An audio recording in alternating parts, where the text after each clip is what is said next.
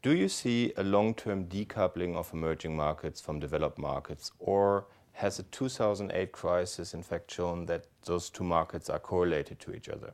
I think the primary trend that is driving the world at the moment is globalization. And if you believe in globalization, you can't at the same time believe in decoupling. I think that the emerging world will continue to develop at a faster pace than the developed world because it's coming from a lower base. But I don't believe that its development and performance can be considered in isolation from the rest of the world. And I think the recent crisis demonstrated that. In terms of long-term outlook, how do you think would the world look like in 2020, 2030? And do you think there's a chance that emerging markets become the developed markets of tomorrow and vice versa? Short-term predictions are always dangerous. As we've seen in recent months, unexpected events can occur. But the further out you look, whether you're talking 10 or 20 years into the future, I think strangely the world becomes more predictable.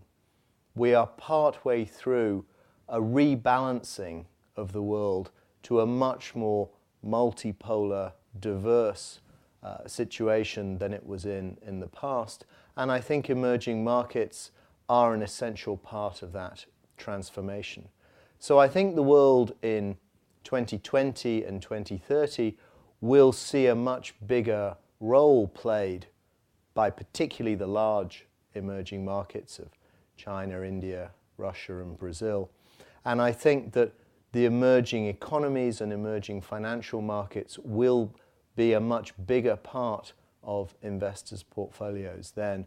I don't, however, think that they will have emerged or become developed. I think that's a much longer term process, but they will continue to grow in absolute and relative importance.